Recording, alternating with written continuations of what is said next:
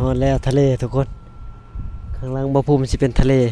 อยุธยานี่เป็นชายหาดแต่ว่าตอนเที่ยงนี่ก็มีคือกันคนลงเล่นน้ำเบิ่งพุ่นนักท่องเที่ยว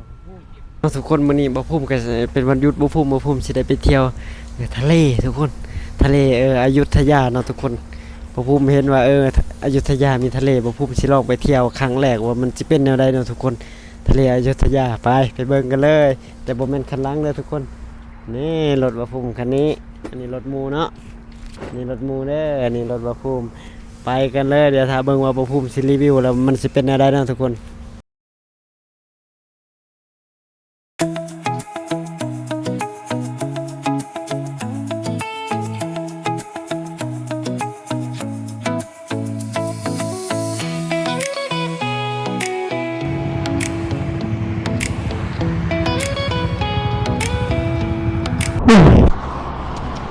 ทุกคนบ่ภูมิมาฮอดแล้ว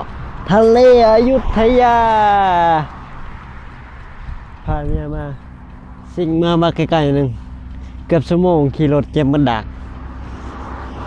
ถือว่าใกล้เติมอยู่ประมาณ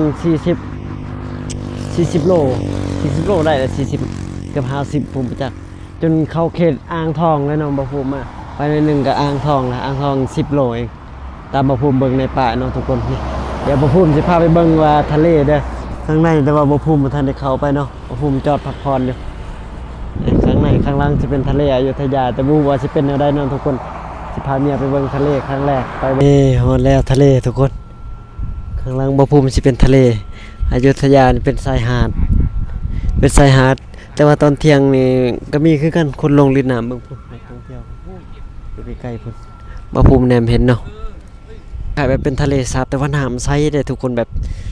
สีฟ้าบ่ภูมิว่าใสเลยน้ำมีแบบเต้นอยู่กลางแบบลานเฮานั่งเต้นนั่งแคมปิ้งโต๊ะแคมปิ้งมันสิมีแบบต้นตาลเขาเอามาลงต้นตาลนะมั้งนี่หรือว่าต้นอีหยังนี่แหละเนาะทุกคนก็สวยงามอยู่ถ้าบรรยากาศยามเย็นเด้อเหมาะเลยยามเย็นนี่ยามเย็น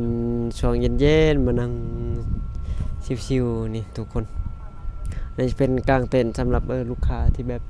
เขาน่าจะมานอนกลางเต็นท์ได้เนาะวันหยุดนะเสาเต็นท์มันมีต้นใหม่มีหยังเย็นถือว่าโอ้เป็นแบบสวยงามเลยสร้างขึ้นเป็นทะเล